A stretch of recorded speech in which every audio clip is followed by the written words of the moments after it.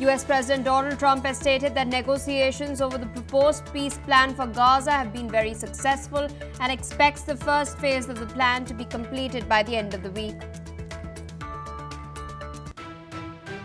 A 17-year-old boy and a 43-year-old woman were killed while 14 others were injured in a shooting incident in Alabama's capital, Montgomery.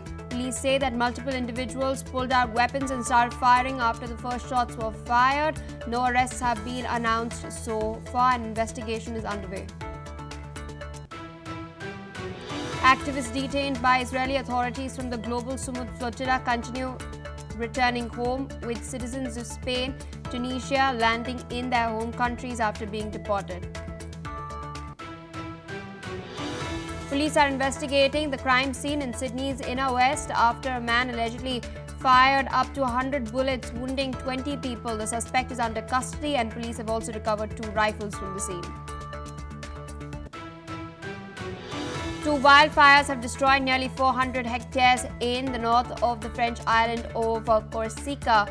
Now, according to authorities, nearly 180 firefighters and 50 vehicles and 4 aircrafts were mobilized to tackle the 2 blazes. France has announced the composition of a new government led by Prime Minister Sébastien Lecornu. Lecornu's 2 predecessors were ousted over efforts to rein in France's budget deficit, the largest in the Eurozone. This will be the 5th French government in the last 2 years.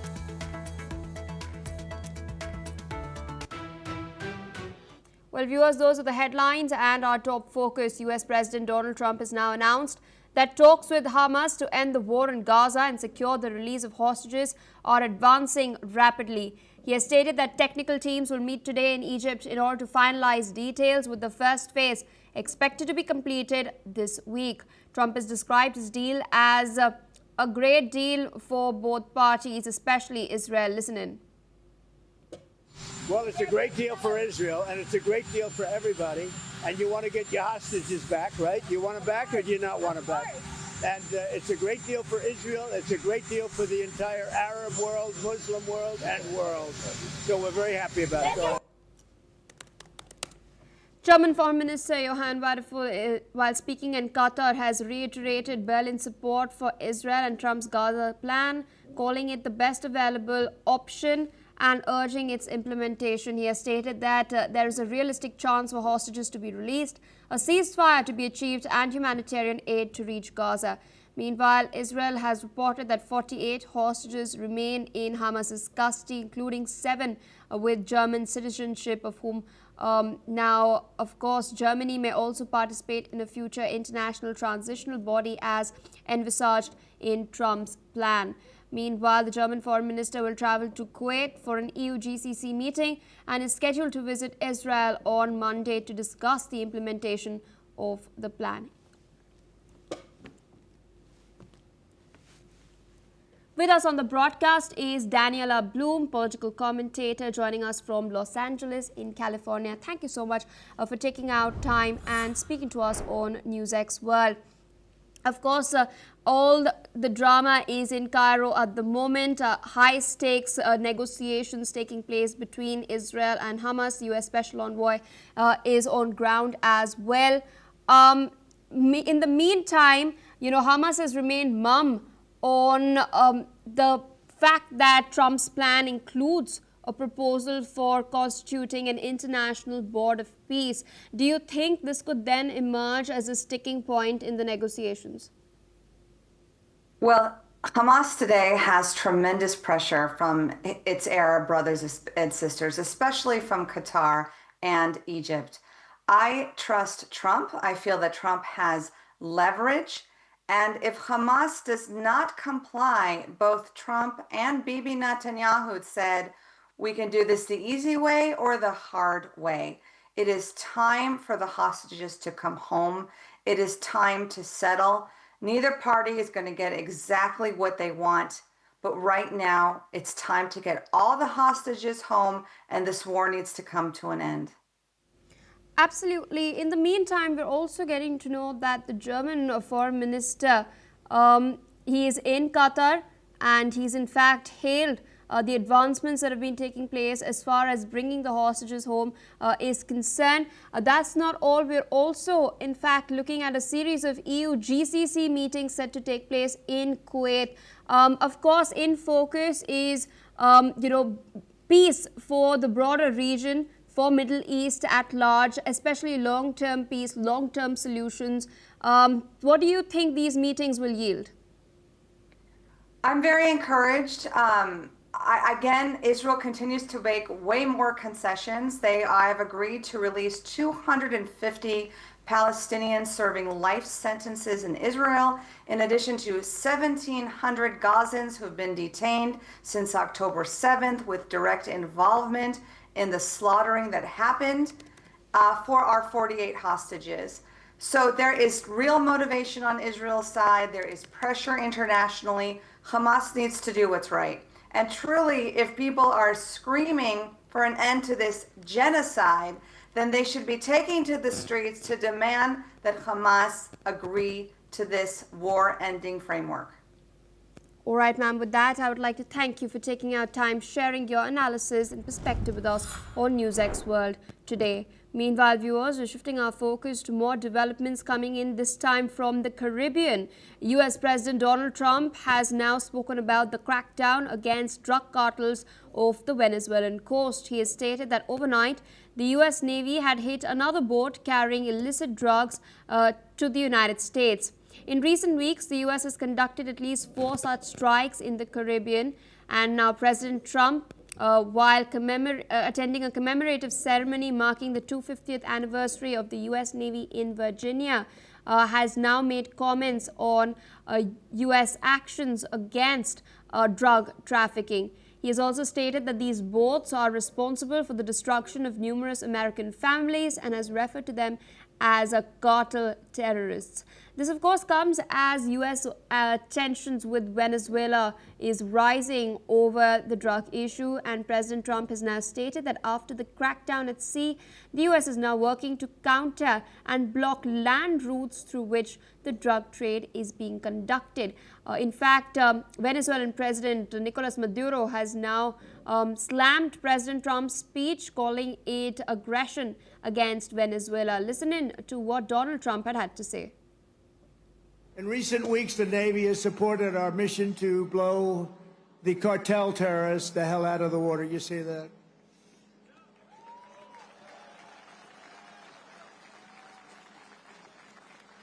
And you know, there are no boats in the water anymore. You can't find any. We're having a hard time finding them. But, you know, it's a pretty tough thing we've been doing, but you have to think of it this way. Every one of those boats is responsible for the death of 25,000 American people and the destruction of families. So when you think of it that way, what we're doing is actually an act of kindness. But we did another one last night. Now we just can't find any. You know, it's the old story. We're so good at it that there are no boats. In fact, even fishing boats, nobody wants to go into the water anymore. Sorry to tell you that. They're not coming in by sea anymore, so now we'll have to start looking about the land because they'll be forced to go by land. And let me tell you right now, that's not going to work out well for them either. With us on the broadcast is Ms. Shruti Das Gupta, international affairs expert, joining us from New Delhi. Thank you so much for taking our time and speaking to us on NewsX World. Interesting statements put out by Donald Trump, of which he stated that after the crackdown at sea, the United States is also working to counter and block land routes. So can we expect an escalation as far as the tensions between US and Venezuela are concerned? Well, the tensions are already up. Greetings to you and your viewers. This is the second time that without any proof or without any publicly declared intent, the Navy, US Navy has acted against a civilian vehicle. And this is not something that should be acceptable to any power in the world, which is exactly why Russia has said that the Caribbean Sea is being disturbed by the aggressive forces of USA. We understand that drug is an issue and it should be countered, but this is not the way. If you're going to shoot people down, as he said in his own statement, the normal vessels, the civilian vessels, which are fishing vessels and the other vessels, tourist vessels, they will all be scared. And why would you stop at Venezuela? then why would you not go after the other nations that you want to kind of control? So this particular narrative is very dangerous, that the US is using to kind of dominate the seas and scare nations into agreeing to what they want to do. The land routes, they have already accused Canada of supplying fentanyl, and and before the negotiations of the trade deals, that was one of the particular narratives that Donald Trump wanted to state out, that Canada supplies fentanyl and they better stop doing that immediately. They must start tightening the border and all the other parts of it. But suddenly, after the trade deal, Canada's name has been wiped off the board. Another part of it is that Mexico, though, and Mexico and the US are having tough ties. Mexico is also known for its drug cartel, as well as Colombia. And both these places, which feature very heavily in the UNO reports as nations which do produce drugs, are not going to be, have not been targeted as yet, at least for this part of Donald Trump's actions. And they do most of their work towards USA through land. The US drug problem rarely ever comes through sea, it comes through land via Mexico. So this is something that they need to figure out for themselves. Most of the drugs which is probably traveling through the marine operations are headed towards the Western Europe as such. And I believe there have been significant increase in the seizures that have been happening over the years over there, marking them as a primary destination of maritime drug transport. So Donald Trump is kind of, and his team are kind of misguided, and their intent is not really clearly on the drug cartels. It's mostly Maduro and his administration who are sitting on a large amount of natural gas and petroleum reserves, which is larger than Saudi Arabia. And by doing this, they are hurting them economically when their fishing vessels are not plowing anymore, and kind of creating an atmosphere of fear in the world in the name of US Navy. And, ma'am, you've spoken about the fact that, there was a UN report that has come out. In fact, the UN report also points to the fact that even if drugs are being transitionally shipped through the sea, they're mostly done so from Latin America through the Pacific Ocean and not really the Caribbean and the Atlantic. So in that sense, what's really going on behind the scenes? Why is Venezuela being targeted in the Caribbean? Well, you're absolutely right. The Caribbean Sea is rarely, if ever, used for drug transportation. So what, as I just mentioned in my last part, the interest of Donald Trump in and focusing primarily on Venezuela is because of this large petroleum reserves, which have been stated to be more than what Saudi Arabia holds. So this is something that is making sure that Donald Trump is pressuring a government. They are attacking their civilian vessels. They are ensuring that the seas are empty. Venezuela and Venezuelan traders feel the heat. And then later on, he's going to probably try and do an under-the-table deal with the government, or at least do a regime change if nothing else works, then ensure that they have their hands on those kind of resources, natural resources, that they can exploit to their benefit. So the fight against drug is a cover for controlling world trade as well as resources. All right, ma'am, I request you to stay on with us as we're tracking fresh news coming in. US President Donald Trump has now told reporters that he will be pushing forward with plans to deploy troops to Portland and Chicago as he vows to crack down on time and illegal migration. Meanwhile, a federal judge had temporarily blocked Trump from deploying 200 Oregon National Guard troops to the city of Portland while a lawsuit challenging the move plays out. The ruling by U.S. District Judge Karen Immergut in Portland is a setback for Trump as he seeks to dispatch the military to cities he describes as lawless over the objection of their Democratic leaders. While Trump described the city as war-ravaged, lawyers from the Oregon Attorney General's office have stated that protesters in Portland were small and sedate, resulting in only 25 arrests and in mid-June, and no arrests, I beg your pardon, in the 3.5 months since 19th of June. Trump has already sent the National Guard to police Los Angeles and Washington, D.C., and has stated that he would send troops to several other cities.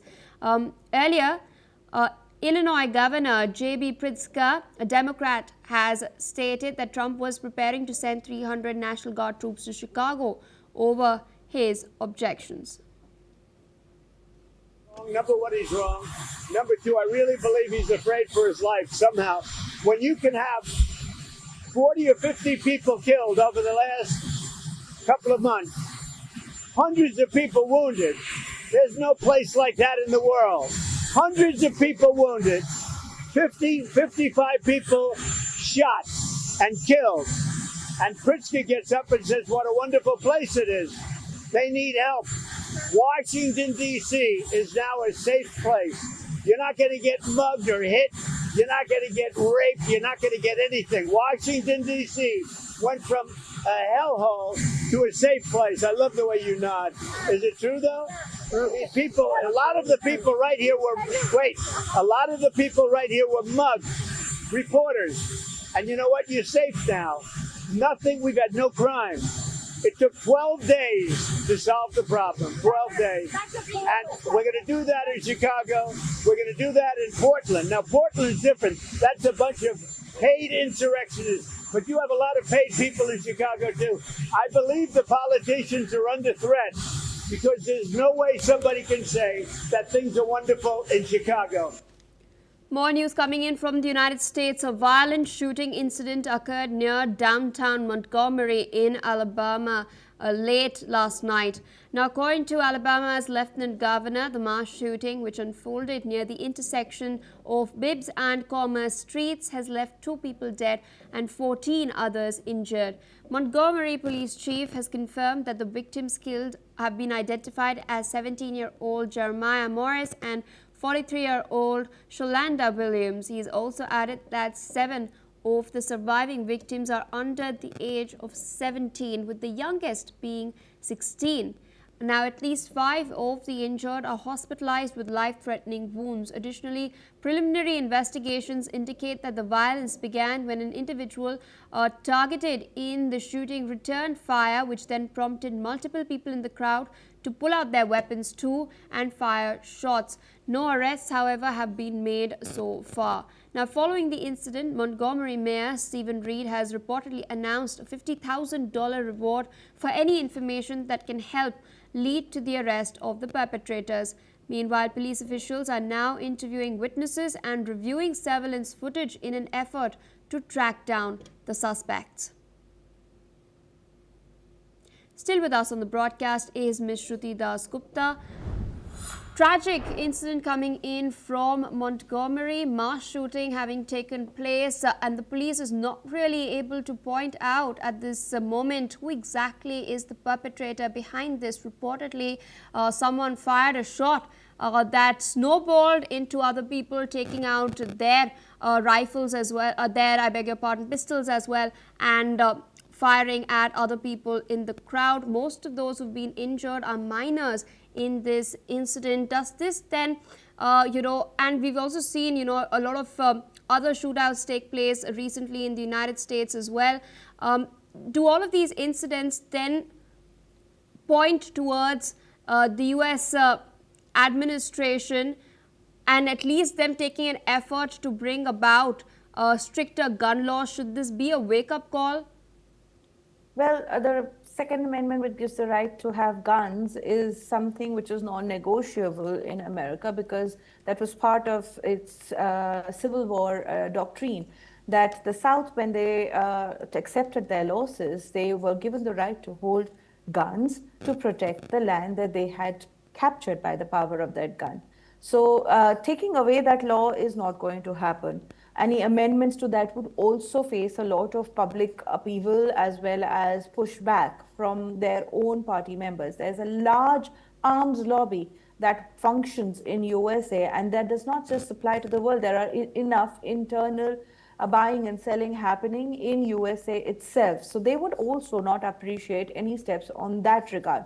But what can be done is to ensure that anybody who's purchasing the arms it also has a medical certificate which says that they are fine and they should not be having a previous record of violence of any sort. When they do, if somebody owning a gun ends up in jail, then their gun's license should be revoked and their arms need to be surrendered. So US should be working to cleaning its society up so that such incidents which claims the lives of minors and ensures that even witnesses feel suppressed and are unable to help the police find the people who are actually shooting out in the open without care, are able to come forth and deliver their witness testimonies. So what I feel is that US society is highly violent, extremely triggered. They have gangs operating there for centuries now. They keep coming, they change. One gang dies or is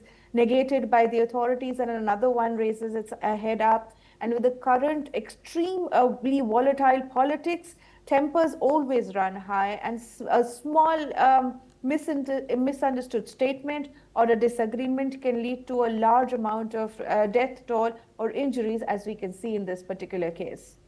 All right, ma'am. With that, I would like to thank you for taking out time sharing your analysis with us on NewsX World today. Meanwhile, in France, major changes at the top of the government were announced as Secretary General of the Presidency, Emmanuel Moulin, unveiled the new cabinet led by Prime Minister Sébastien Lecornu. Roland Lescure, a close ally of President Emmanuel Macron, has taken over as Finance Minister, replacing Bruno Le Maire, who now assumes the role of Defense Minister. Several key ministers have retained their posts, including Jean-Noël Barrot at Foreign Affairs, Bruno Retailleau at the Interior Ministry, and Gérald Darmanin at the Justice Ministry. Listen in to what Emmanuel Moulin had to say.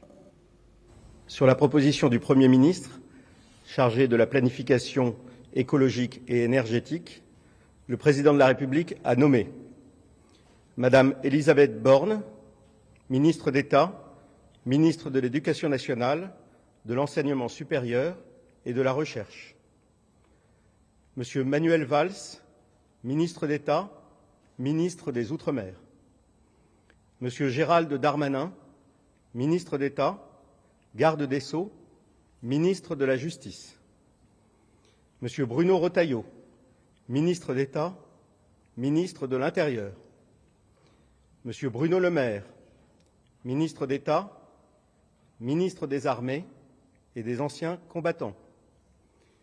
Madame Catherine Vautrin, ministre du Travail, de la Santé, des Solidarités, des Familles, de l'Autonomie et des Personnes handicapées. Madame Rachida Dati, ministre de la Culture.